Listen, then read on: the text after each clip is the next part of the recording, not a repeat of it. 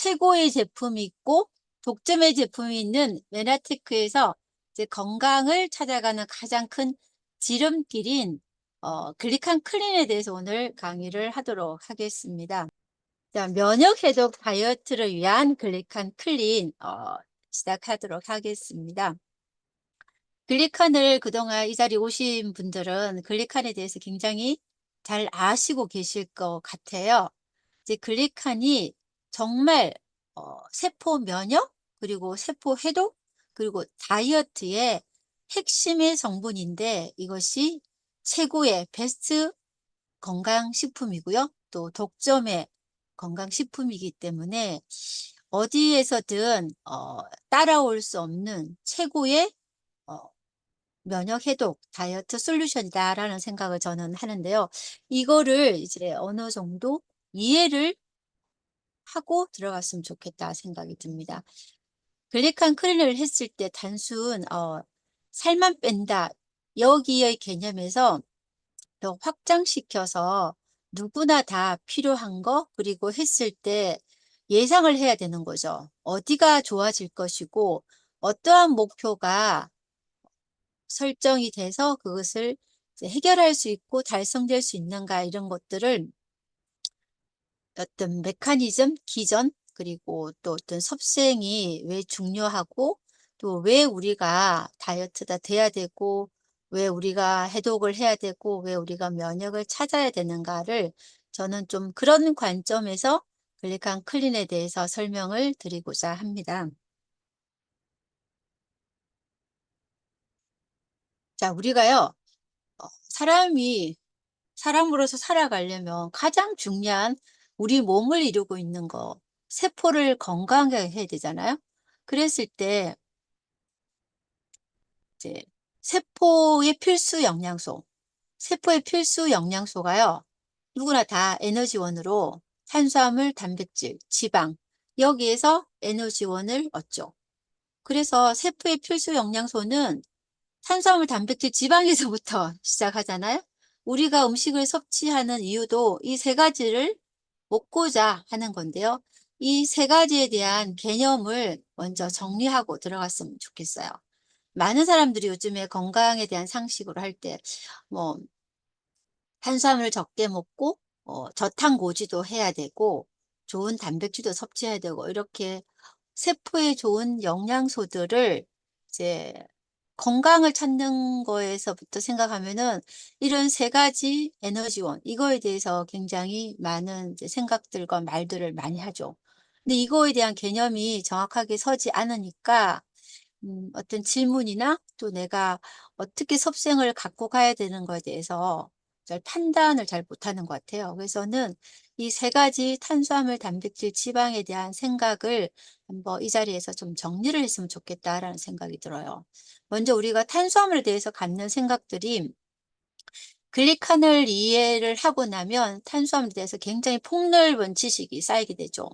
기존의 탄수화물은 포도당, 밥, 이것만 생각했다 그러면, 글리칸을 알고 메나텍에서 한두 번 강의를 듣다 보면 탄수화물에는 200여 가지의 단당류가 지구상에 있더라라는 것부터 알게 되죠. 200가지나 되는 그 단당류 중에서 당단백, 우리의 세포의 안테나나 여러 가지 단백질을 이루는 그런 어, 단백질에 붙어 있는 글라이코 프로테인, 이것이 8가지 필수 당으로 이루어져 있다라는 걸 알게 되죠. 세포의 안테나가 8가지로 이루어져 있고, 또 여러 가지 단백질 겉에 이 할당이 달려 있다라는 것을 알게 되죠. 그리고 이당류도 있고 또 다당류도 있고 식이섬유도 탄수화물이다라는 것을 알게 됩니다. 그러면은 단백질도요. 단백질을 우리 몸에서 이제 우리가 섭취하고 나면 이것이 20가지 아미노산으로 분해가 되는데, 그중에서 8가지는 필수 아미노산이더라. 필수라 하면 우리 몸에서 합성이 되지 않기 때문에 외부에서 꼭 섭취가 돼야 되는 거다라는 거를 이제 우리가 이해를 하게 되죠. 어, 필수 아미노산과 비필수 아미노산이 있고요. 그럼 이런 단백질은요, 우리 몸에서 에너지원으로서의 역할은 굉장히 약해요. 탄수화물이나 지방보다는 약해요. 단백질은요, 우리 몸에서 조직을 만들거나 조직을 유지하거나 또 신체의 기능을 유지하거나 또 어떤 성장을 위해서 꼭 필요한 영양소죠.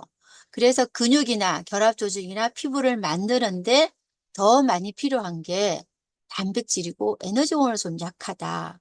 근데 지방은 이제 지방산이나 글리세롤로 분해되죠.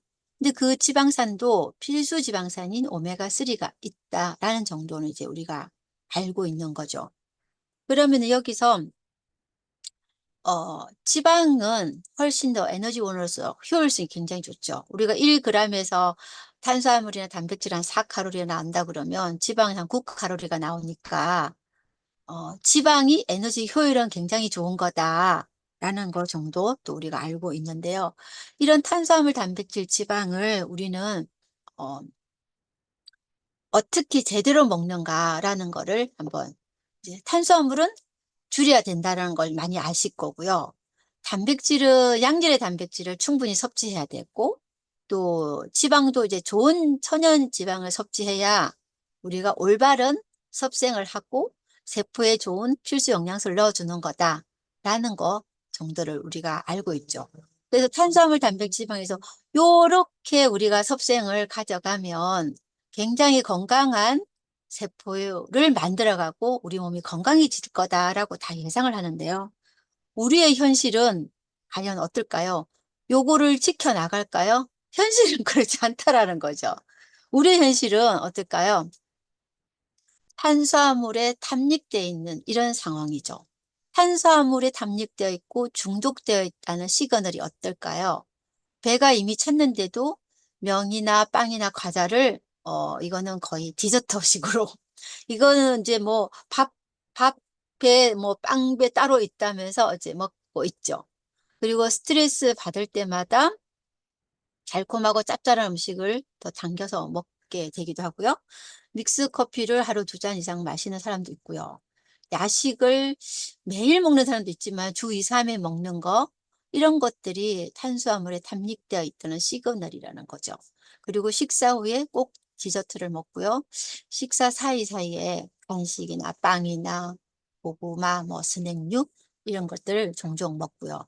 국수나 면류 등을 하루 한 끼 이상 먹고 또 청량음료나 주스를 하루 한 잔 이상 마시고 달콤한 과일을 자주 먹는 이런 것들이 탄수화물에 중독되어 있다라는 시그널이죠.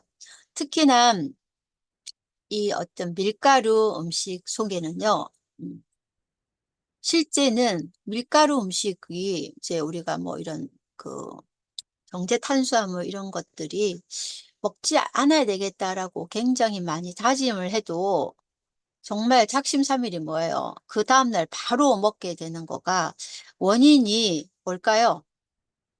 꼭 이 중독, 탐닉, 여기서 좀 뭔가 소스를 얻어내지 않아요? 밀가루 음식에는 정말 몰핀의 성분이 들어있다라고 그래요. 그거를 엑소르핀이라고 표현하는데요. 밀가루 속에 있는 중독의 성분을 우리가 엑소르핀이라고 표현을 합니다. 그래서 우리가 며칠만 밀가루에 노출되어 있어도 빵에 노출되어 있어도 과자에 노출되어 있어도 정말 끊어내기가 굉장히 힘들죠. 그거를 우리가 탄수화물에 담력되어 있다. 누구나 다 현실은 이렇다라는 거죠. 그러면은 탄수화물이 정말 설밀과음이라고 많이 표현하죠. 설탕, 그다음 밀가루 음식, 과일, 음료 이런 것들이 정말 어떤 암을 불러일으키는 섭생이다. 정말 피해야 될 거다라고 굉장히 말들은 많이 하지만 지켜지지 않는 그 이 현실에서 우리가 왜 이렇게 탄수화물이 필수 탄수화물 8가지 말고 이렇게 중독을 유발하는 이 탄수화물이 왜 이렇게 우리 몸에 안 좋고 또 뭐가 그렇게 안 좋은 건가에 대해서 굉장히 심각하게 좀 고민을 해야 될 것 같은 거예요. 저는 그거를 조금 더 디테일하게 알려주고 싶습니다. 그래서 탄수화물이 과연 계속적으로 섭취를 했을 때 어떻게 진행이 될까? 뭐 탄수화물 많이 먹으면 다 이제 생각을 하죠. 살이 많이 찌는 거다를 생각을 하잖아요. 그건 이제 기본이죠. 탄수화물을 이제 먹다 보면은 좋아하다 보면 중독이 되면 내장 지방, 뭐 복부 지방, 또 마른 비만 이런 굉장히 많이 올 수 있을 거다라는 생각을 하는데요. 그거를 뛰어넘어서 더 심각한 거는 이렇게 뇌 관련 쪽으로 넘어간다라는 거를 이제 생각을 해야 된다라는 거죠. 그랬을 때요, 탄수화물과 뇌질환, 탄수화물과 당뇨, 이거에 대해서 우리가 생각을 해야 되는 거죠.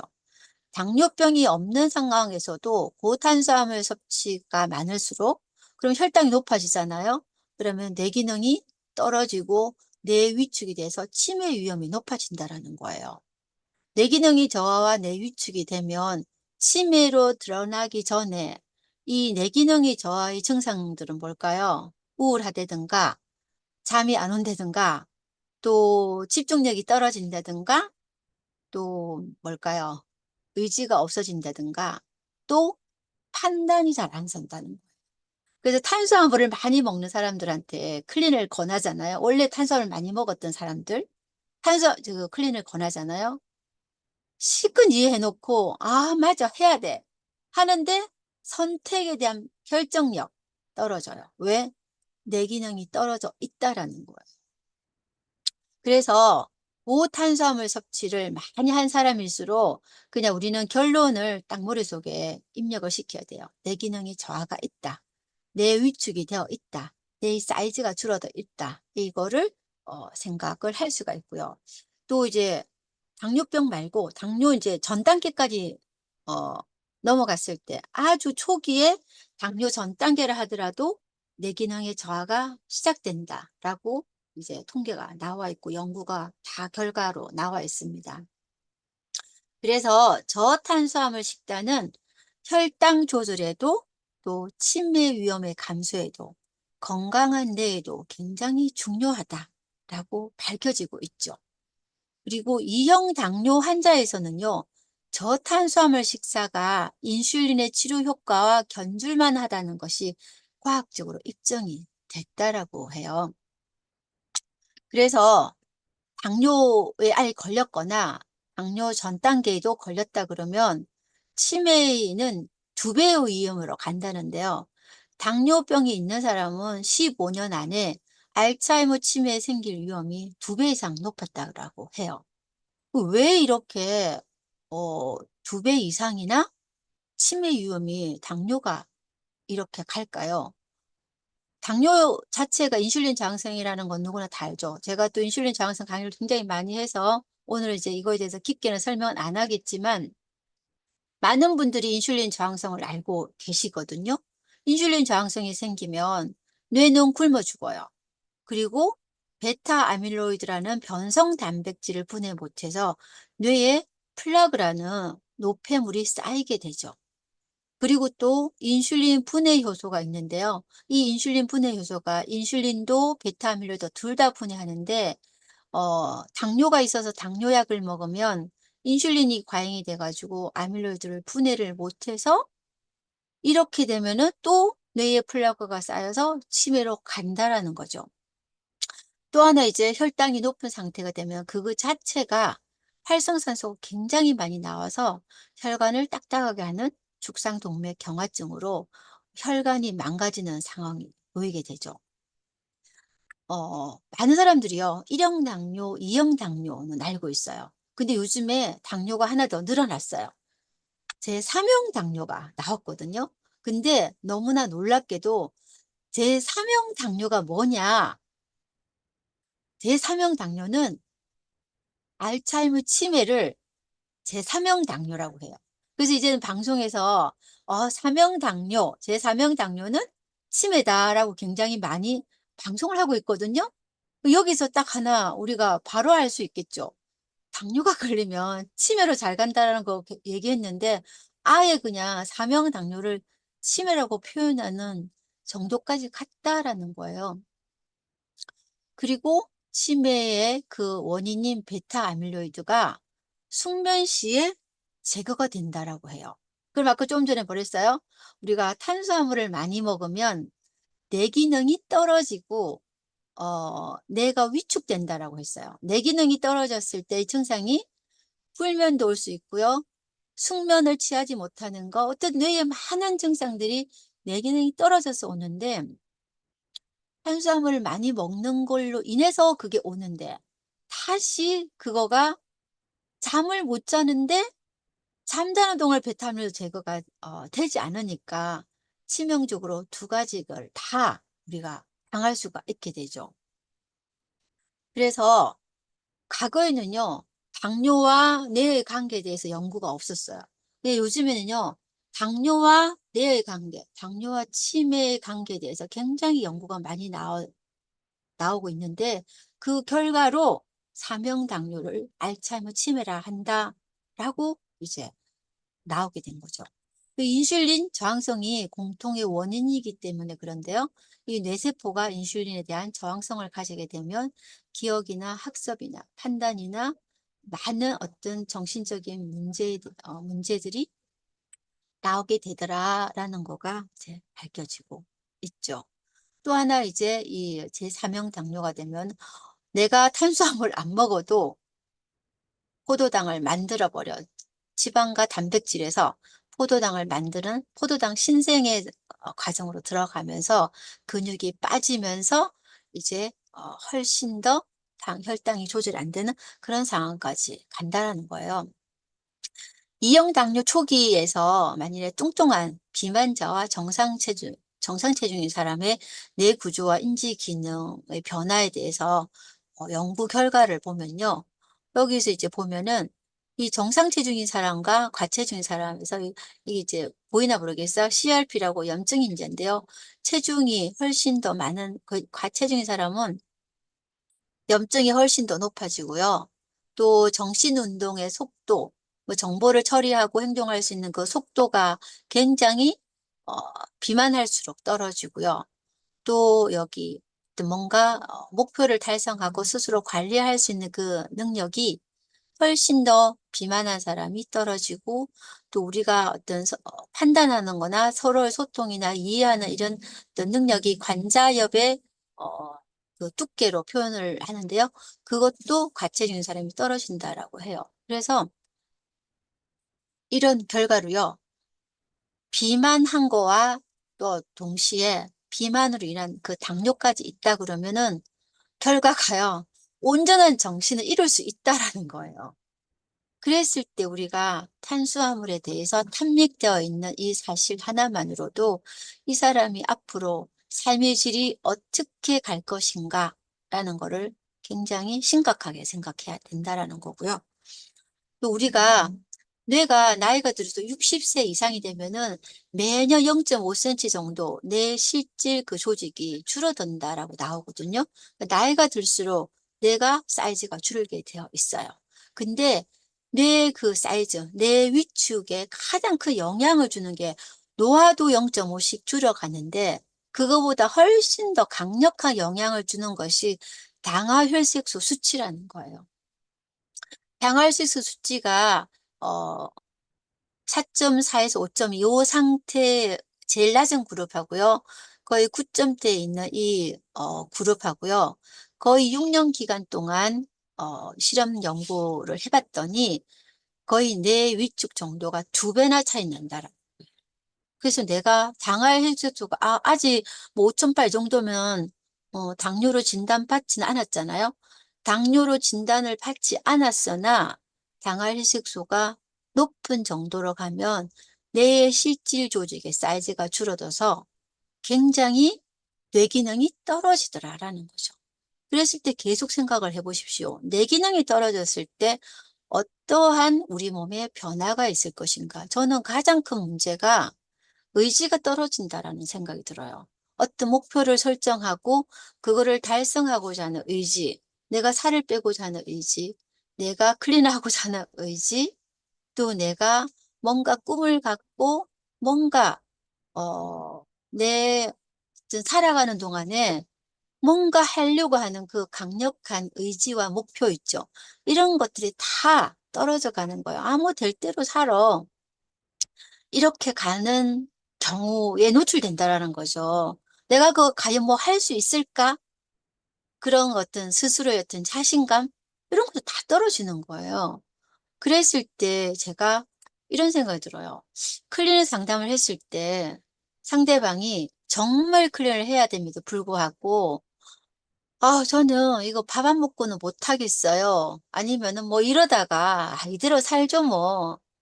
이렇게 말하는 사람들을 우리가 이렇게 권하는 입장에서 알려주는 입장에서 그분들의 뇌가 온전한 뇌가 아니기 때문에 그렇게 판단한다는 걸 그걸 이해하고 상담에 임해야 되겠다는 생각이 드는 거예요. 그랬을 때 정말 내가 이 사람을 아끼는 그런 위치에 관계에 있는 사람이라면 강건을 해도 절대 우리의 자존심을 내려놓고 강건하는 거하고 차원이 다르다라는 거죠. 저 사람의 미래를 우리가 더 많이, 건강의 미래를 우리가 더, 알고 있으니까 지금은 올바른 선택과 판단을 못할 것이다. 그래서 제대로 알고 있는 내가 강건을 해야 되겠다. 라는 강한 어떤 확신과 의지, 그걸 갖고, 메나텍 비즈니스나 클린을 권하는 자세가 필요하다라는 생각이 듭니다. 많은 사람들이요, 과일은 건강한 음식이라고 알고 있죠. 근데 현대의 과일과 제 어렸을 때 먹었던 그 과일과 지금의 과일은 굉장히 달라요. 왜? 너무나 달기 때문에. 과당이 너무나 넘쳐나요. 그래서 과일이 지방으로 쌓인다라고 물음표 했을 때 정답은 쌀입니다. 그래서 우리가 피해야 될 음식으로 정말 달콤한 과일을 피해야 돼요. 저희 내과 선생님은 어 이런 어떤 이런 프로그램에 대해서 모르지만 이제 환자분들께 과일 먹지 마세요라는 얘기를 굉장히 많이 해요. 뭐 배가 아파서 가도 과일 끊으세요 이런 얘기를 되게 많이 하거든요. 잡곡도 끊으세요 이런 얘기를 많이 해요. 물론 제가 강의 중에 그렇게 얘기 많이 했으나 굉장히 저항감이 있더라고요. 아유, 뭐 현미 너무 좋아.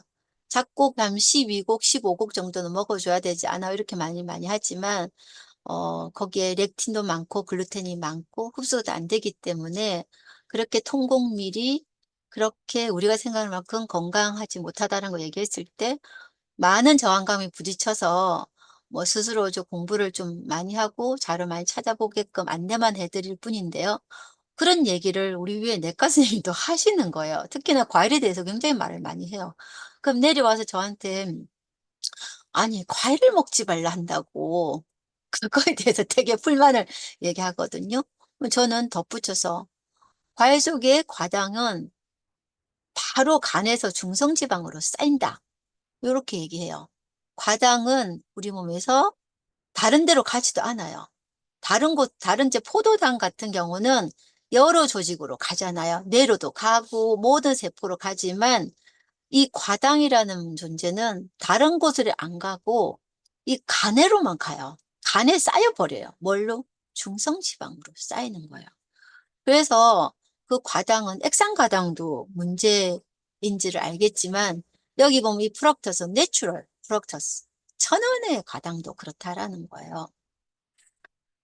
근데 이제 이 뭐 주스 상태로 뭐 과일 사과 주스와 그냥 사과를 먹었을 때 하고 두 가지 비교를 해보면은 사과 주스로 들어오는 과당은 심각하게 지방간으로 가버리고 과일을 통째로 먹으면 조금 덜하긴 하지만 그래도 그 과당은 아주 단 과당은 이 지방간의 위험이나 고지혈증을 유발한다라고 나와 있고요.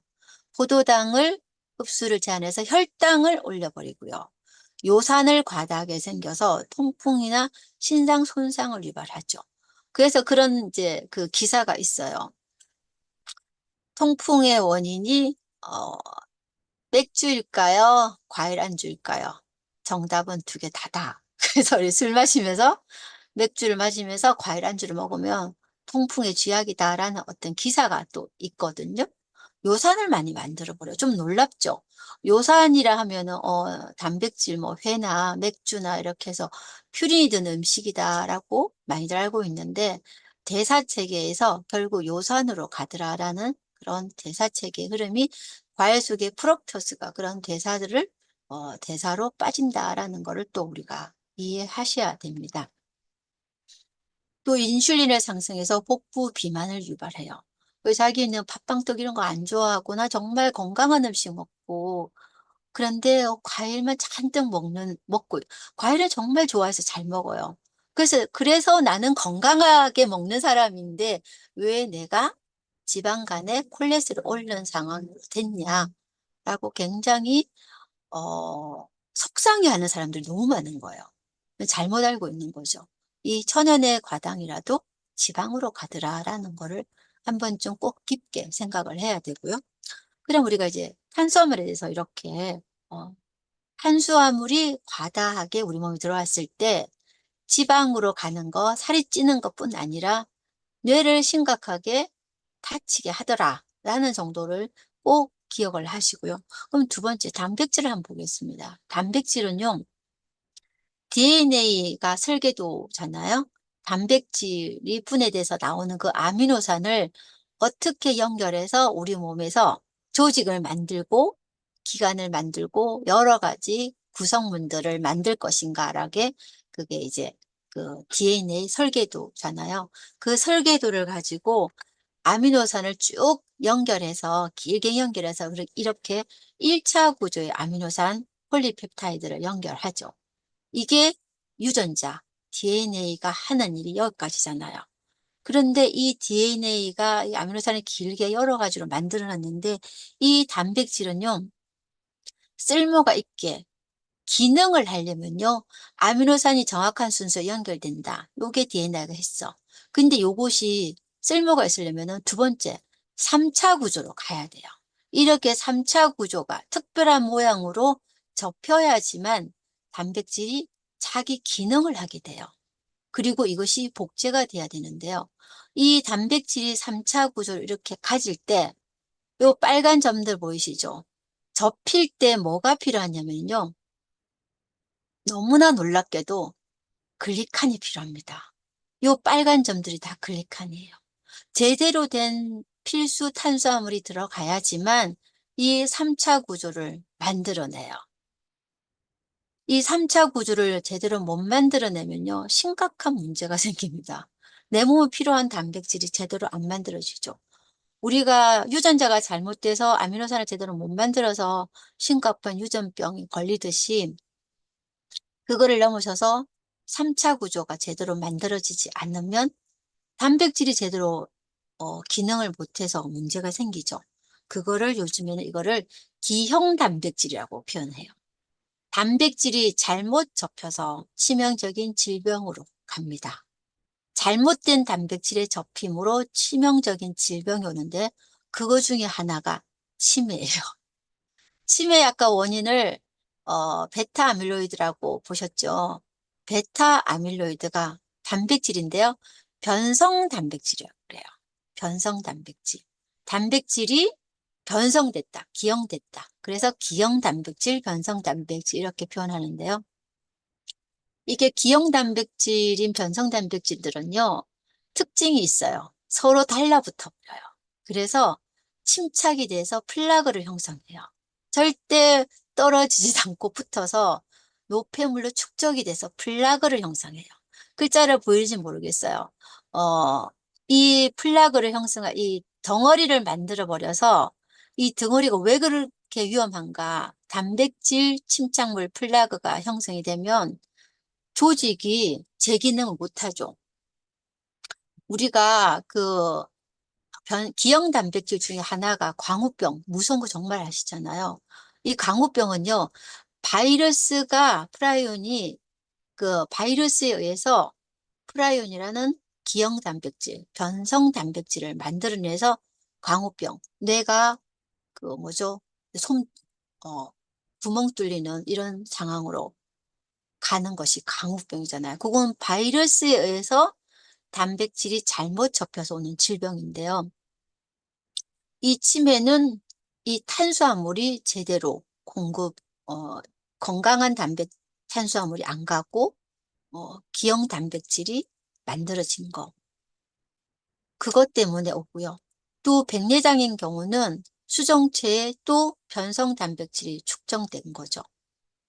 축상동맥경화증은요, LDL도 어떻게 보면은 리포프로테인 해가지고 단백질이거든요. LDL 콜레스테롤 아시잖아요? 그거 콜레스테롤 운반하는 단백질을 LDL이라고 표현해요. LDL도 콜레스테롤이 담겨져 있는 단백질이에요. 그것도 어, 이 당이 붙어버리고 산화가 돼버리면 이 LDL이 서로 덩어리를 형성해서 이 혈관에 이제 플라그를 형성해서 죽상동맥경화증 이렇게 가는 거거든요. 이해를 이제 하시려나 모르겠어요. 여기 계신 분들이 이해를 하고 가시나 모르겠어요. 이런 게 있다라는 거를 이형 당뇨도 마찬가지고요. 그래서 요즘에 이 변형 단백질, 기형 단백질이요. 염증만큼이나 수많은 질병을 야기하는 원인으로 떠오르고 있습니다. 많은 질병의 베이스에 만성 염증이 있고 인슐린 저항성이 있다라고 걸 많이 알고 계시잖아요. 근데 그거와 함께 이 심각한 질병은요, 단백질이 잘못 접혀서 그렇다. 근데 살다 보면 노화를 가거나 노하거나 또 우리가 스트레스를 많이 받거나 또 우리가 이제 단백질을 섭취를 제대로 건강한 단백질을 못 먹거나 단백질이 또 이제 잘 튀겨지거나 여러 그런 원인들에 의해서 이 기형 단백질이 많이 만들어지거든요. 근데 이제 우리 몸에서는요, 이 잘못 만들어진 단백질을 그때그때 젊은 친구들은 잘 처리를 해내요. 없애버려요. 근데 내가 스트레스에 많이 노출되어 있거나 이게 너무 많이 들어오면은 처리를 못해요. 그래서 질병으로 가게 됩니다. 특히나 많이들 아시죠? 체중 당화 산물인 AG. 요거가 단백질이 당화된 거거든요. 글라이케이션이라 가지고 단백질을 이렇게 이제 음, 당하고 붙어서 이것을 튀기거나 고온으로 가열하면요, 절대 이제 그 바뀌지 않는 변성 단백질로 이제 바뀌게 돼요. 그래서 당독소라고 표현을 하는데 이걸요, 당독소는 주로 단백질에 당이 붙어서 그것이 우리 몸에 들어오는 거를 어, 당독소, 최종 당화 산물이라고 그래요. 단백질이 당화된 모습이죠. 그래서 실제 이렇게 당이나 단백질이 풍부한 식재료를 고온에서 조리를 하면 이것이 칼색을 띠면서 고소한 향을 내면서 먹음직스럽게 되는데, 이것이 이렇게 최종 당화 산물이 굉장히 많아져서 이것이 우리 몸에 와서 단백질이 잘못 접히게 하는 원인으로 들어간다라는 거예요. 결국은 뭘까요? 이 설탕이 든 음식들, 또 어, 여러 가지 안 좋은 탄수화물이 많이 든 거하고 열하고 단백질하고 같이 섞여가면은 이것이 어, 수많은 많은 질병의 원인이 되는데, 그 베이스가 뭐다? 단백질이 잘못 폴딩이 되는 거, 접힘이라는 거죠. 요즘에 단백질학이 굉장히 이제 떠오르는 학문인데요. 특히나 접힘학, 폴딩학, 여기가 수많은 질병의 근간이 되는 거를 연구하는 그런 이제 학문인데요. 이제 여기서 저는 글리칸을 내가 꾸준히 먹고 있을 때 단백질이 제대로 잘 접혀갈 수 있겠구나. 내 세포에서 이걸 빨리빨리 처리를 할 수 있겠구나. 이런 생각이 들죠. 그래서 이거를 우리가 단백질의 품질 관리라는 거를 우리의 세포 내에서 이루어지고 있다라고 해요. 잘못되게 만들어진 기형 단백질을 빨리빨리 우리 몸은, 세포는 처리를 하고 있거든요. 그 단백질의 품질 관리라고 표현을 하는데요. 근데 내가 스트레스에 많이 노출돼 있거나 이런 그 당화상물이 많은 이런 음식이 많이 들어오거나 과식을 하거나 또 글리칸이 부족한 식사를 늘 하거나 하면은 이 처리를 잘 못하겠죠. 그럼 축적이 돼서 오는 많은 질병들 중에 하나가 치매, 백내장, 또 동맥경화증, 또 폐기종, 당뇨 이런 것들이 다 단백질이 잘못 접혀서 오는 거. 오늘 처음 들어보신 분들은 '아 이게 뭐지?' 생각할 수 있을 거예요. 근데 뭐 당독소하고 연결된 선상에서 어 '단백질이 잘못 접혀서 그렇다.' 근데 그 접힌 거를 제대로 해 주는 거에 핵심의 물질이 또 글리칸이구나라는 걸 알면은 못 모르고 먹었든 뭐 아카데미하게 공부를 안 하고 그냥 엠브루투스를 먹고 있었지만 내가 너무나 지혜롭게 나의 건강한 몸을, 나의 건강한 뇌를 만들어 가고 있었구나라고 아주 자신을 강하게 위로하고 칭찬해 줄 필요가 있다라는 생각을 저는 이 단백질의 접힘이라는 그 기전을 통해서 또 한번 엠브로토스에 대해서 강한 어떤 희망, 어 그런 거를 또 한번 알려드리고 싶고요. 우리가 안 좋은 단백질을 어 꼭 단백질만큼은요, 질 좋은 단백질이라는 용어가 앞에 굉장히 많이 붙어요. 안 좋은 단백질을 섭취했을 때 단백질이 우리 몸속에서 대사돼서 나오는 쓰레기가 굉장히 치명적인 거거든요. 단백질의 쓰레기는요, 호모시스텐인데요. 이것이 혈액을 산성하고 혈관을 망가뜨리는 주범이거든요. 그래서 정말 단백질만큼은 양질의 단백질, 필수 아미노산이 많은 단백질을 섭취해야 되고, 또 그것이 우리 몸에서 호모시스텐이 덜 나오게끔 하는 그런 과정을 우리가 해 줘야 되거든요. 그러려면은 단백질을 섭취할 때 좋은 비타민 그룹을, 또 좋은 미네랄 그룹, 마그네슘, 엽산, 또 비타민 B6 이런 것들이 꼭 같이 들어가서 우리가 호모시스텐이 덜 나오게끔 이제 요렇게 먹어가면요. 이런 붉은 거를 먹으면 호모시스텐이 글루타치온으로 변해서 정말 좋은 단백질을 먹으면 글루타치온이 많이 만들어지거든요. 그래서 글루타치온 요즘 워낙에 뭐 많이들 핫한 어떤 식품, 건강식품 영양소로 굉장히 많이들 알고 있잖아요. 그걸 굳이 먹지 않아도 내가 좋은 단백질, 오소림만 제대로 섭취해도 내 몸에서 글루타치온을 만들어 버리죠. 이렇게 만든 글루타치온이 내 몸에서 더 큰 역할을 하고, 내가 직접 글루타치온이라는 형태의 것을 먹었을 때는 효율성이 정말 떨어지는 거를 아셔야 되거든요. 가장 효율이 좋은 거는 좋은 단백질을 먹고 좋은 비타민, 미네랄을 먹어서 글루타치온을 내 몸속에 직접 만들어내는 거예요. 그랬을 때 호모시스텐의 양은 줄고 나의 피부를 탱탱하게 하고 나의 뇌를 건강하게 하고 활성산소를 없애주는 글루타치온이 굉장히 많이 만들어지죠. 그래서 좋은 단백질을 오랫동안 먹은 사람들 피부를 보면요, 굉장히 탄력적이고 맑고 동안이고 또 윤기가 자르르 흐르는 그런 피부를 우리는 예상을 할 수가 있거든요. 이 호모시스텐이요, 얼마나 혈관에 적이냐면은 어 제2의 콜레스테롤이다. 뭐 당뇨나 혈압이나 이런 거의 주범이다라고 표현을 하죠. 그래서 심혈관의 단독 원인으로는 호모시스텐이 굉장히 강력하고, 혈관 질환에 가장 강력한 것이 호모시스텐이다. 그래서 우리가 안 좋은 단백질을 오래 먹었을 때 얼마나 혈관이 심각하게 망가지겠는가 알 수 있죠. 그래서 저는 젊은 친구들이요, 드럼통 같은 단백질, 뭐 저 다이어트 한다, 또 근육을 만든다 그래서 그냥 1kg 어떤 안 좋은 단백질 막 이렇게 합성해 가지고 그런 단백질 쉐이크 먹으면서 다이어트하고 운동하고 뭐 근육 만들고 이런 친구들 보면요, 그분들의 혈관은 얼마나 손상이 나 있고 신장은 얼마나 망가지겠나, 뇌는 얼마나 심각하게 빠른 속도로 무너지겠나, 이런 생각이 들어요.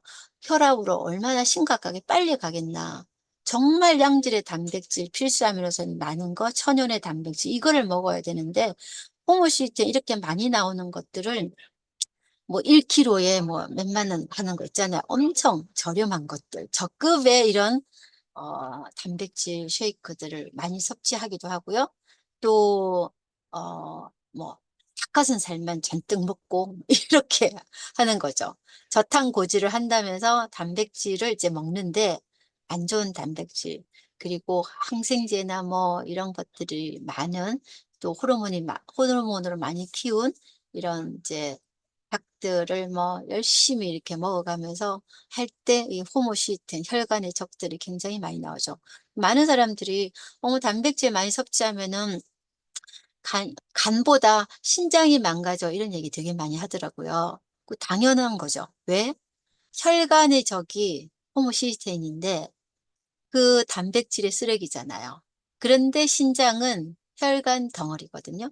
모세혈관 덩어리죠. 그래서 정말 우리가 오솔인과 플래닛시로 양질의 면역 단백질을 우리가 매일같이 섭취하는 거는 우리의 혈관을 얼마나 건강하게 하는가의 핵심으로 또 우리가 생각을 하실 수가 있습니다. 제 혈중 호모시스테인 수치도 한번 체크해보고 이것이 이렇게 9 이상으로 올라가면은 이렇게 치매뿐만 아니라 심근경색, 뇌졸중. 그래서요, 쉐이크 먹고 운동하다가 그냥 심장 뻥 나가가지고 죽은 케이스의 사람들 굉장히 많이 알고 있죠. 그렇게 우리는 좋은 단백질에 대한 생각을 꼭 또 이 책을 통해서 이해하셔야 되고요. 그 다음으로 이제 지방에 대해서 한번 볼게요. 지방은 우리가 생각하는 것만큼 나쁜 악마가 건강의 적군이 아니거든요. 실제 서두에서 얘기했듯이 지방은 에너지 효율이 굉장히 좋아요. 특히나 뇌는 포도당을 원료로 쓰는 거라고 다 알려졌지만 실제는 뇌는 지방으로 이루어져 있고요. 뇌는 지방을 슈퍼 원료로 쓴대요. 그래서 거의 포도당을 뇌가 에너지원으로 쓸 때보다 25%나 훨씬 더 많은 에너지 효율이 나와서 지방의 섭취가 많아질수록 건강한 뇌로 간다라고 해요. 그런데 요즘에 지방골, 살, 또 콜레스테롤 이렇게 돼서 콜레스테롤이 조금만 높으면 좋은 지방을 섭취하는 거를 거부를 하더라고요.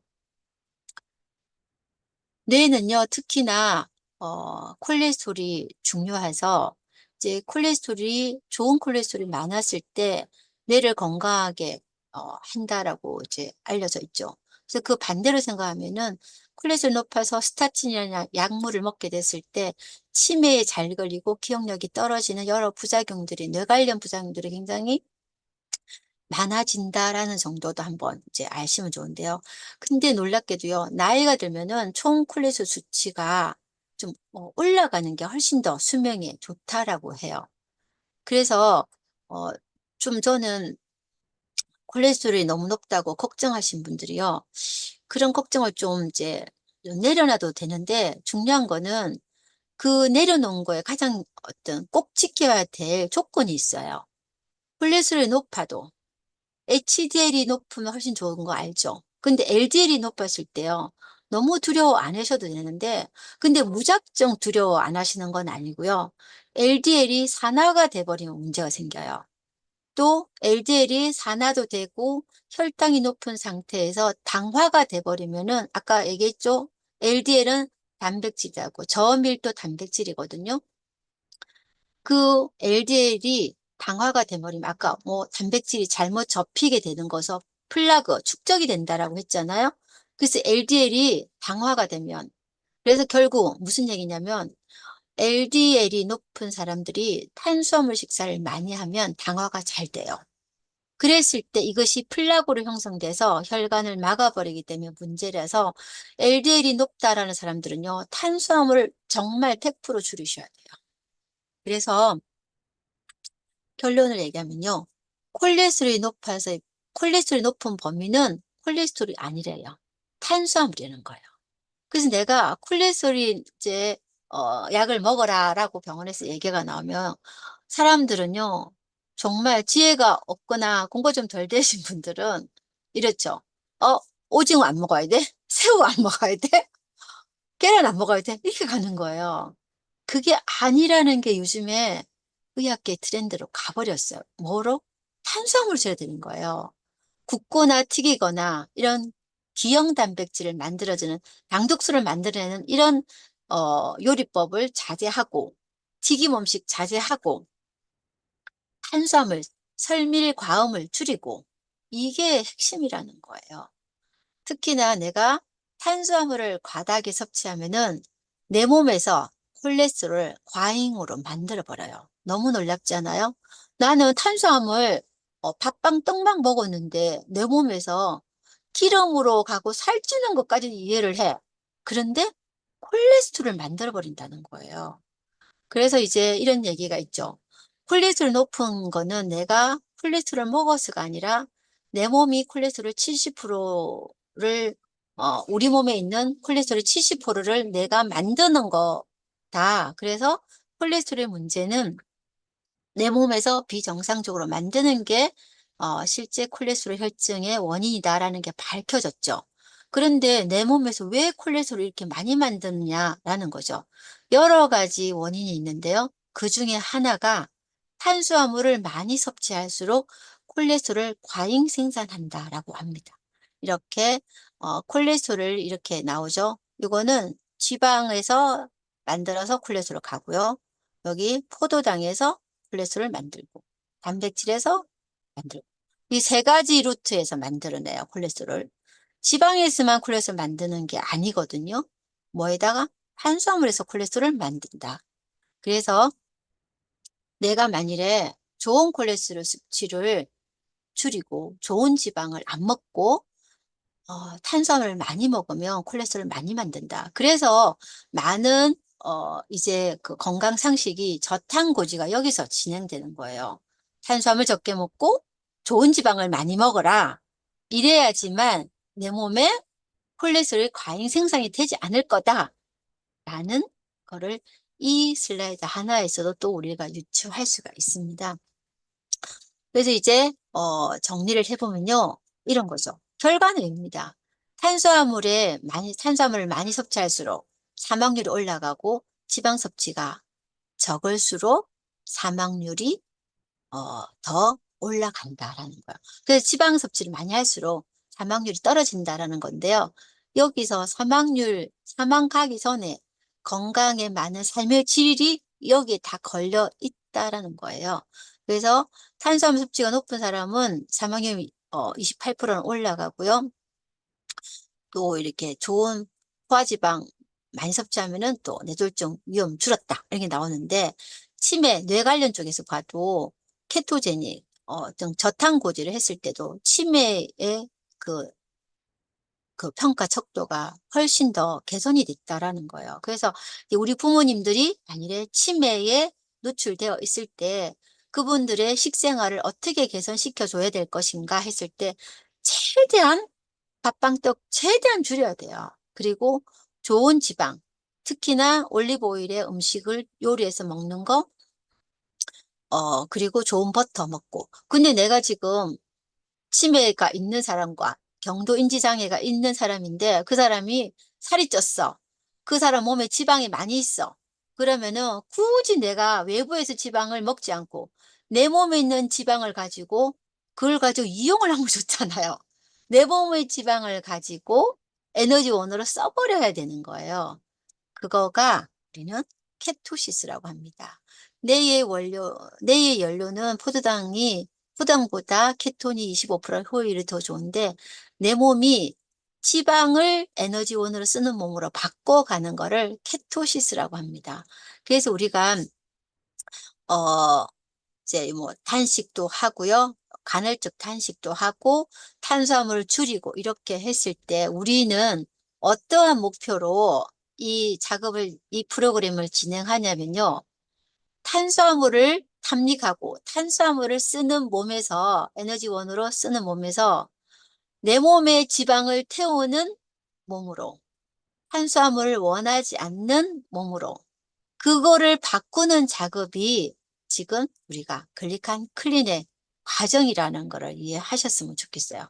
글리칸 클린식을 먹을 때 최대한 탄수화물 줄이잖아요. 근데 마른 사람이 글리칸 클린을 할 때는 좀 좋은 지방을 섭취하면서 클린을 하시면 좋아요.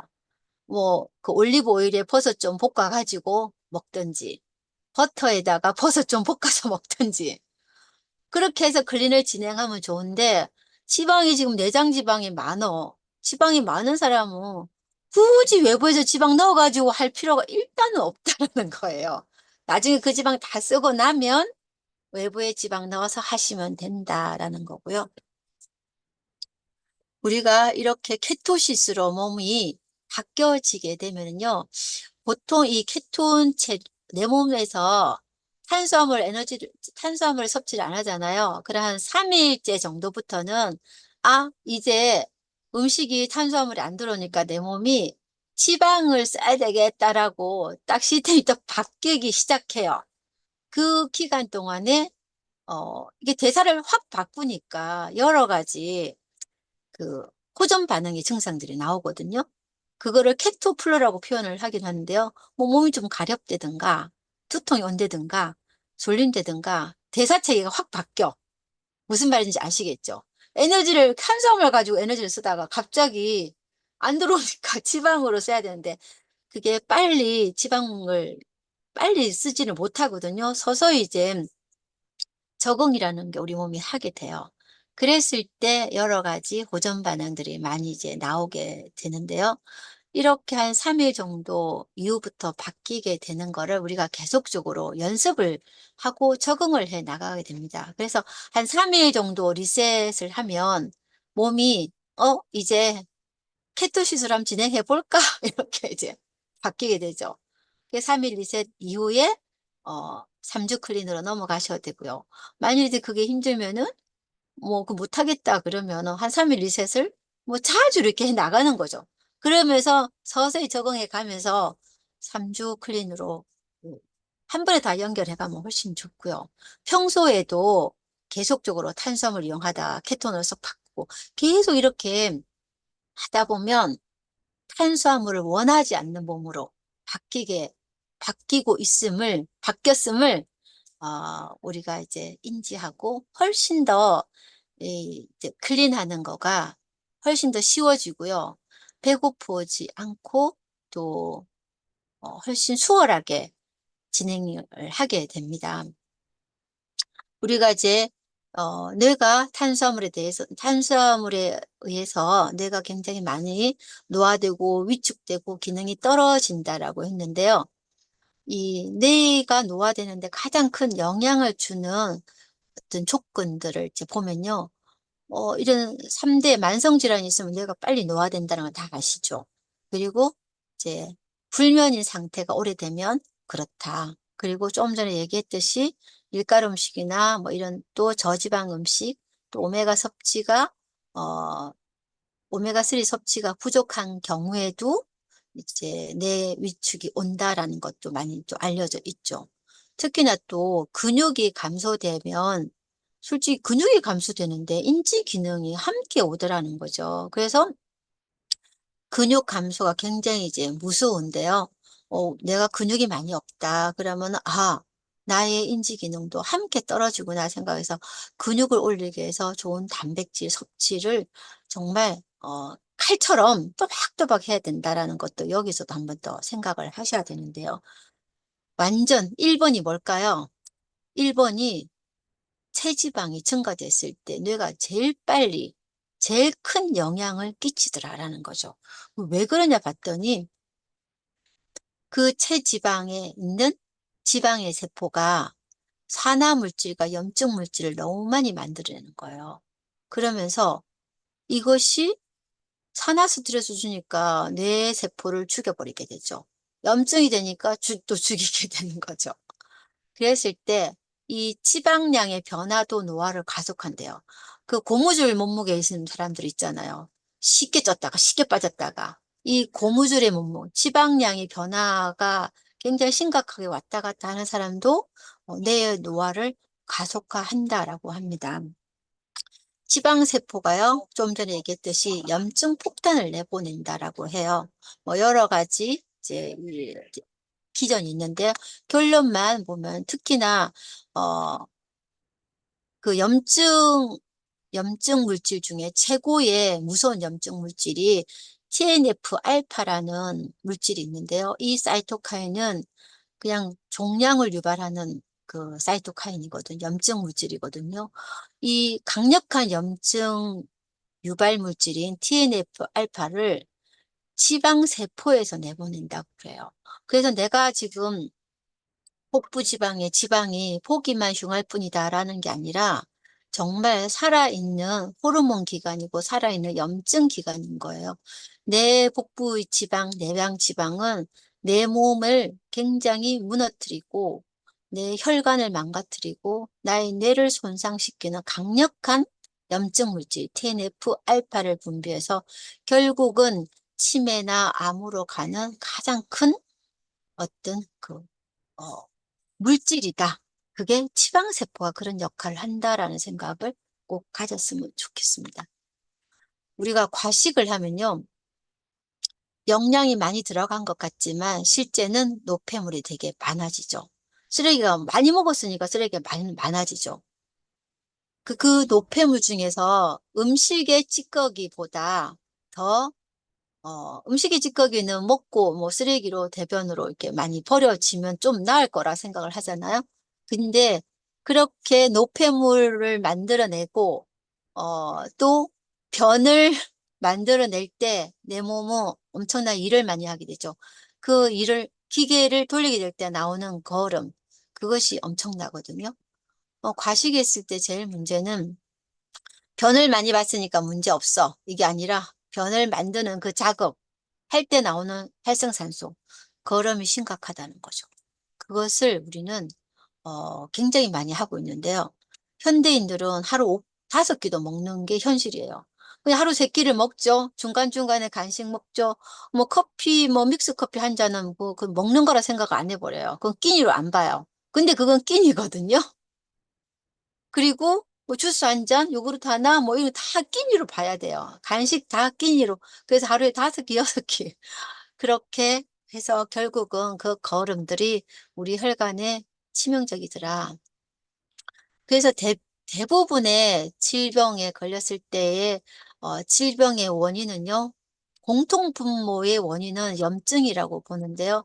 이 염증으로 인해서 이 만성적인 염증으로 인해서 많은 질병이 다 드러나게 되는데 이 만성 염증을 유발하는 어, 원인들은요, 내 몸에 잘못 들어오는 독소들, 또 생활 습관, 과식하는 그런 습관들, 그리고 이제 뭐 환경에서 그리고 내 몸에서 만들어지는 그런 활성산소 이런 독소들 이런 것들을 위해서 내 몸에서 늘 만성적으로 전투가 일어났을 때 어느 조직의 전투가 일어나냐에 따라서 진단명이 붙게 되죠. 그러니까 원인은 하나라는 겁니다. 그랬을 때 이 만성염증은 여러 가지 증상으로 드러나는데요. 만성염증의 4대 중요 증상이 있어요.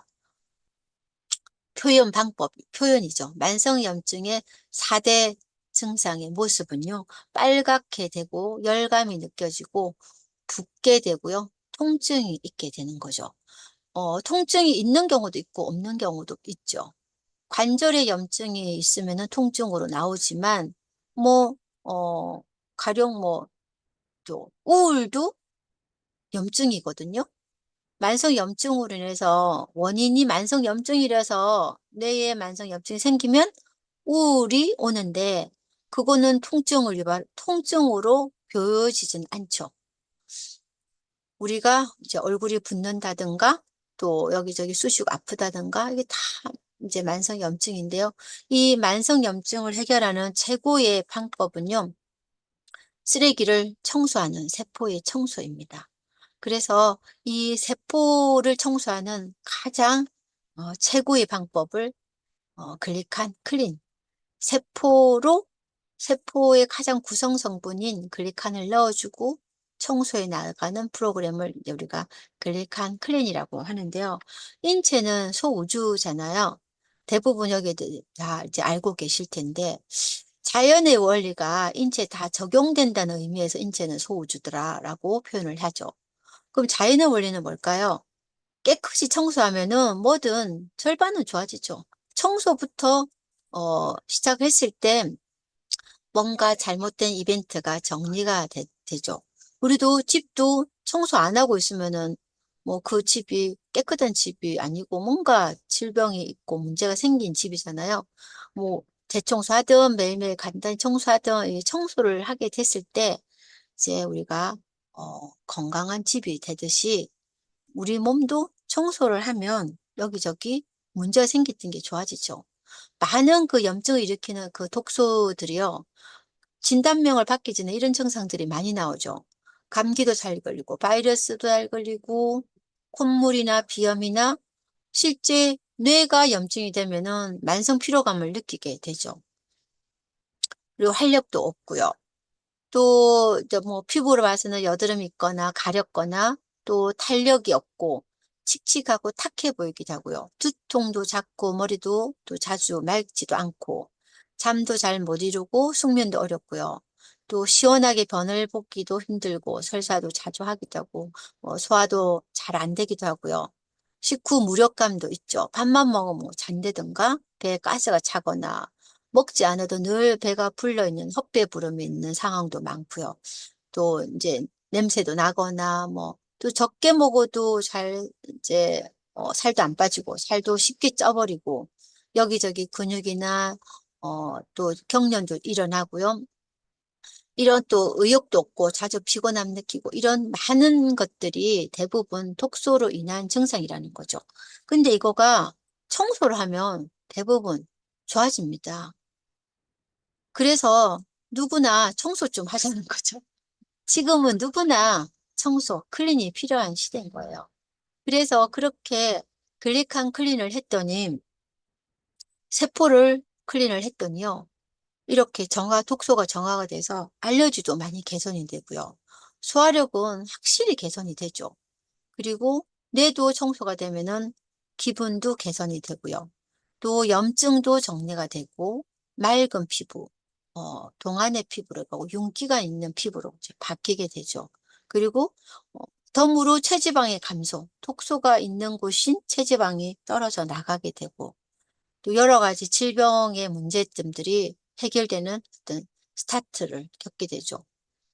그리고 혈관이 깨끗해지니까 콜레스테롤이나 혈압이나 혈당을 안정화되는 상황으로 가게 되죠. 그래서 결국은 내 몸이 스스로 케어가 가능한 자연 치유력을 회복하게 됩니다. 이제는요, 피부가 젊어지고 장기도 젊어지는 영노화가 한참 이제 항노화를 넘어서서 영노화가 관심이 이제 많이 있게 되죠. 근데 이 영노화의 최고의 방법이 뭐냐고 과학계가 밝혀냈죠. 영노화의 최고의 방법이요. 이렇게 옛날에는 항노화만 외쳤는데 이제는 젊어질 수 있더라. 해춘을 정말 할 수 있더라. 근데 이 정말 해춘할 수 있는 기전이 줄기세포를 제대로 자극만 하면은 줄기세포가 세포를 다시 만들고 재생을 해버리니까 아니 우리가 젊어지고 어 장기들이 옛날보다 훨씬 더 젊어지더라 이런 거죠. 피부뿐만 아니라 뇌도 젊어지고 심장도 젊어지고 근육도 젊어지고 운동 능력도 젊어져 버리더라라는 게 영노화의 개념이잖아요. 근데 그거를 이룰 수 있는 가장 방법이 뭐냐 봤더니 줄기세포를 자극하고 줄기세포를 잘 만들어내는 건데 그거가 소식하는 거고 간헐적 탄식하는 거고 염증을 해결하는 거라는 거죠. 거기에다가 글리칸 영양소를 먹으면 글리칸의 효과 중에 하나가 글리칸의 기능 중에 하나가 줄기세포를 잘 만들어내는 거잖아요. 우리가 엠볼토스의 효과 중에 줄기세포를 잘 만들어내더라는 게 있잖아요. 그러면 글리칸으로 우리가 이렇게 소식하고 클린식을 간헐적으로 단식도 하고 또 한 3주간의 글리칸 클린을 했을 때 염증을 최고로 없애주고 이렇게 하면은 영노화가 되지 않겠어요? 그래서 피부도 장기도 젊어지는 최고의 방법이 글리칸 클린이더라라는 겁니다. 그랬을 때 저는 20년 전에 저희 모습은 이랬어요. 이 화면 사진에서는 안 보이지만 이때 기미도 쫙 끼어 있고요. 피부는 너무 얇아져 있고요. 주근깨 굉장히 많아져 있었고 건조감 그리고 윤기라고는 없이 굉장히 까칠한 피부였어요. 그리고 체지방이 늘어나 있었던 이런 몸에서 제가 글리간 클린을 꾸준히 실천을 했거든요. 이렇게 클린의 비포 애프터를 만들어내면서 시간이 지나갔더니 이런 모습으로 바뀌게 되는 거죠. 그래서 실제 또 이렇게 우리 챌린지 도전했을 때 10kg 체지방률은 12.2%를 감소해서 이렇게 까칠한 피부가 막 윤기 나는 피부로 바뀌게 됩니다. 우리가 내가 건강해질 때, 진짜 내가 건강해질까 했을 때, BDNF를 키면은 그렇게 된다라는 게 많이 이제 과학계가 밝혀냈는데요. BDNF, 뇌를 다시 재생하는 인자인 BDNF를 켜는 섭생에서 1번이 간헐적 단식이래요. 저탄고지래요. 그리고 지적 자극이라고 하고요.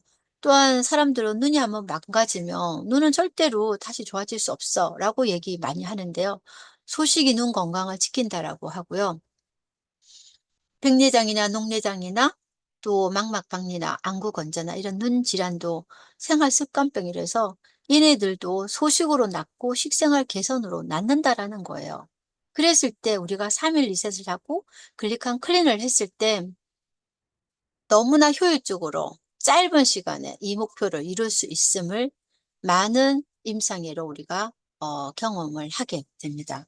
이렇게 될 수 있는 가장 기본적인 베이스의 기전들은요.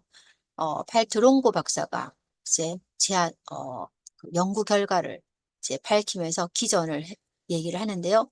이렇게 우리가 단식을 하고 또 공복감을 유지했을 때 우리 몸에서 뭔가 증식 모드인 RGF1을 줄일 수 있고요. 또 이 오토파지, 자가 포식의 과정이 이제 가동이 되는데요.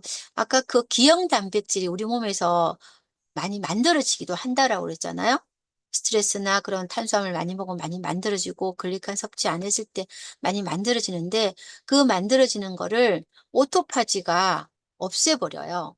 그런데 오토파지가 작동이 안 되면은 기형 단백질이 버려지지 못하고 플락으로 축적이 된다라고 얘기 드렸잖아요. 근데 그 오토파지가 잘 돌리려면 이 공복감이 있어야 되는 거예요. 12시간의 공복을 가끔씩 실천에 나갈 때 이 오토파지가 잘 어, 작동이 되면서 재활용으로 쓰고 재생까지 하는 모드로 간다라는 거예요. 그래서 우리가 그냥 단순하게 클린을 하는 거를 정말 깊게 생각하면 얼마나 많은 이점이 있는가, 얼마나 많은 질병에서 우리가 해방이 될 수 있는가, 저는 이 슬라이드 하나로 이해할 수 있을 거라 생각이 들고요. 또 공복을 지속하면 췌장도 쉬게 되고 인슐린 저항도 감소가 되면서 많은 문제점들이 떨어지게 되고 또 좀 전에 얘기했던 뇌신경 유래 인자인 BDNF가 좋아지면서 기분도 좋아지고 활기도 넘치고 인지 기능도 개선이 되면서 하고자 하는 의욕이 생기더라라는 겁니다. 그랬을 때 우리가 정말 건강한 뇌와 건강한 대사를 위해서 그리고 두려운 치매와 두려운 대사증후군을 해결하기 위해서 이 모든 거에 가장 기본이 되는 가장 중심이 되는 문제점, 체지방을 줄여야 된다라는 거죠. 그래서 다시 내 몸을 리셋을 해서 다시 재활용시켜 보자는 거예요. 그거를 클린 스토리 윤거 박사님이 자기가 많은 문제점들이 있었을 때 독소를 배출하는 클린 프로그램으로 알레르기도 비만도 소화불량도 우울증에서부터 해결이 됐다라고 해서 이런 클린이라는 책을 이제 발간을 하게 되는데요. 이것이 아마존에서 베스트셀러, 건강 분야의 베스트셀러가 됐죠. 누구나 다 이 책을 한번 읽어봤으면 좋겠는데요. 결론은 뭐냐면은 내 몸을 제대로 비워주고 잘 채워나가면은 나는 다시 자가 치유 능력을 회복시켜서 면역과 세포 재생이 극대화가 되더라라는 겁니다. 그래서 내 몸이 자연 치력이 회복되는데요. 그거를 우리가 현실에서 실천할 수 있는 가장 효율적인 방법이 글리칸 클린입니다. 그래서 글리칸 클린을 하면 면역 체계도 대사 체계도 제대로 잡히게 되는데요. 이 글리칸 클린은 요렇게 패키지로 구성되어 있는 제품을 쉐이크 형태로 이제 드시면서 우리가 공복감을 가져가는 것까지 해 나가야 됩니다.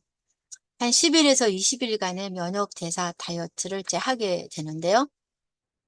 어떻게 진행하냐면은 333 클린으로 주로 진행을 해요. 3일 동안은 리셋을 하죠.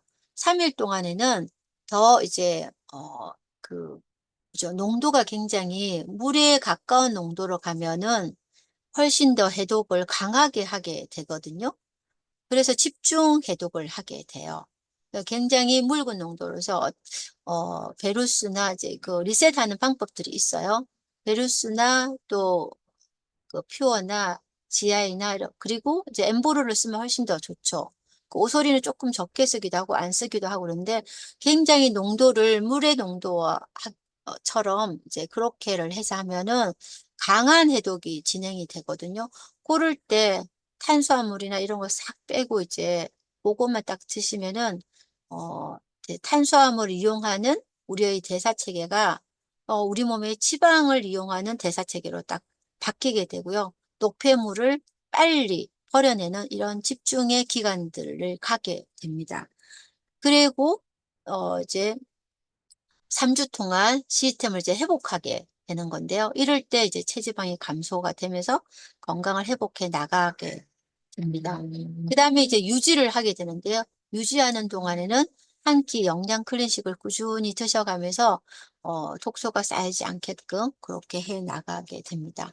3 주간의 글리칸 클린의 과정을 보면 독소를 차단하고 중화해서 배출해 나가는 동안에 여러 가지 이제 호전 반응들이 이제 나오게 되고요. 많은 사람들이 호전 반응 중에는 뭐 졸리거나 또 입이 많이 마르거나 또 기존에 먹었던 탄수화물에 대한 금단 증상들 이런 것들이 좀 오게 되는데 약간의 배고픔이 좀 있을 수는 있어요.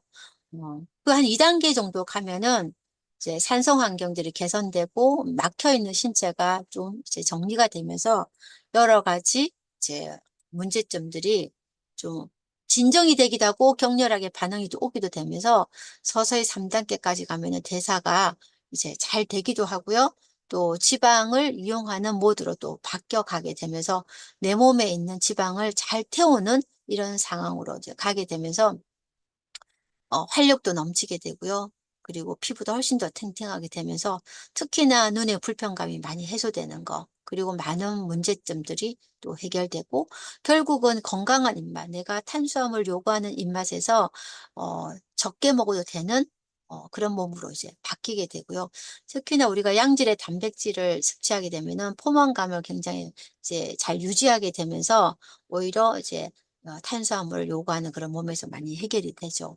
이렇게 기본 패키지에다가 그 상황에 따라서 추가되는 제품들을 조금 더 추가해서 먹기도 하는 경우도 있을 수 있습니다. 그래서 이렇게 쉐이크 형태로 이제 먹게 되는데요. 클린의 첫 번째 조건은 이제 우리가 소화기계를 쉬게 해야 되거든요. 그 소화기계를 쉬게 하면은 우리 몸에서 만들어진 에너지를 가지고 해독하고 재생하는 데 에너지를 이제 쓰게 되죠. 굶는 거가 아니고요. 이제 먹는 식사를 구별하는 거죠. 일반 식사 대신에 영양 클린식을 하게 됩니다. 그래서 영양 클린식을 하게 될 때는 내가 소화기계가 휴식이 되고 소화 에너지를 최소화하면서 내 몸은 해독하는 데 에너지를 많이 쓰게 되죠. 그리고 IGF-1이라고 이 우리 몸을 막 증식 모드로 가게 하는 거 뭔가 어 이제 문제가 되는 뭐 암성 유전인 암성 모드로 가는 거 뭐 뭔가 호계 개념으로 가는 여러 가지 이제 IGF-1 있잖아요. 요거가 이제 감소가 되면서 우리 몸이 면역도 올라가고 성능이 좋은 미토콘드리아가 잘 만들어져요. 그래서 요즘에는 뭐 미토콘드리아 요법 어쩌고저쩌고 많은 얘기가 있어요. 근데 정말 좋은 미토콘드리아를 내 몸에서 만들어내려면 이렇게 소화기계를 쉬게 하는 게 가장 소식이 미토콘드리아 활성에 제일 좋습니다. 그래서 에너지가 떨어질 것 같지만 떨어지지 않는 게 클린하는 동안에 많은 사람들이 경험하게 되고요. 이렇게 소화기계 쉬게 하는 동안에는 어떤 식으로 해야 되냐면은 12 시간의 공복 시간은 꼭 지켜줘야지만 내가 음식을 먹고 나면 한 8시간째 정도 되면은 해독의 스위치가 켜지기 시작하고요. 그로부터 4시간이 지나면 이제 클린 해독이 충분하게 진행이 되기 때문에 12시간 공복을 꼭 지켜내시고 간을 해독하는 여러 가지 영양소들을 클린식에 들어가게 되고요. 또 클린의 세 번째 조건은 장을 정상화하는 건데 사람들은 장을 정상화하는 거가 유산균 하나 정도 먹으면 되겠다 생각하는데 실제는 이 유산균이 도 중요하지만 더 중요한 거는 클린에서는 벌어진 장으로 노폐물이 들어가는 거를 차단하는 것이 장을 정상화하는 데 가장 핵심이 됩니다. 그럼 이 벌어진 거를 이렇게 바꾸려면은요. 클린을 할 때 글리칸이 충분히 들어갔을 때 요것이 이렇게 바뀌어 가게 되죠. 그래서 염증을 치유하는 이런 상황으로 이제 가게 되는데 이 장을 정상화하는데도 또 세포에서 영양소를 제대로 흡수하는데도 또 노폐물을 세포 내에서 펌핑하는 데도 또 건강한 장을 회복하는 데도 혈관을 건강하게 하는 데도 또 줄기세포를 재생하는 데도 가장 중요한 글리칸이 핵심이 됩니다. 이 글리칸이 이 엠브루토스 라이프로 나와 있죠. 그래서 이 엠브루토스 라이프는요. 어 이런 놀라운 그 결과를 보여주죠. 세포끼리 대화도 하고요. 인지 기능도 개선하고 기억력, 집중력, 주의력, 기분 개선, 인후성의 개선, 면역, 소화시스템 지원한다라고 나와 있는데요. 이거를 완벽하게 이뤄낼 수 있을 거라는 강한 자신감으로 제가 미국에 갔을 때 미국에서 엠브로스 라이프를 출시할 때요. 이런 카드를 줬어요. 우리가 이 엠브로스 라이프를 먹었을 때 1 주에서부터 12주 동안 스코어를 매겨 보자는 거예요. 어떤 스코어를 우리가 통증의 정도를 1 에서 10 으로 통증의 정도를 나타내듯이 우리가 이렇게 정신이 이걸 엠브루토스를 먹었더니 정신이 명료해지던가 또 집중력이 좋아지는가 기억력이 좋아지는가 기분이 개선이 되던가 의지력이 좋아지는가 소화와 면역이 좋아지는가라는 거를 이렇게 1 주부터 12주 동안 스스로 체크해서 어느 정도로 개선이 되는가라는 거를 카드를 좀 더 체크하라고 당당하게 이거를 맨하튼에서 많은 그 맨하피스트 참여하신 분들께 이 카드를 다 나눠주는 거예요. 여기서 변화가 없다면 우리는 100% 환불하겠다는 슬로건까지 제시를 하면서 이 카드를 제가 받은 기억이 나는데요. 이처럼 우리가 클린을 하는 가장 큰 목적이 나의 전체적인 신체의 세포를 건강하게 하기도 하고 많은 독소를 쳐내기도 하고 체지방을 없애고 싶은 그런 다이어트의 목적도 있지만 가장 중요한 목표의 달성점은 저는 건강한 뇌라고 생각이 들거든요. 거기에서 우리가 글리칸을 클린에 넣어서 함께 클린을 해갈 때 이런 목적이 충분히 달성됨과 동시에 우리가 원하는 체지방의 변화 그리고 독소의 어 배출 이런 것들로 인해서 우리가 얼마나 건강한 클린으로 건강한 섭생의 기본을 현실 속에서 이뤄낼 수 있는가라는 거를 저는 자신 있게 얘기를 하면서 오늘의 강의를 마치도록 하겠습니다. 감사합니다.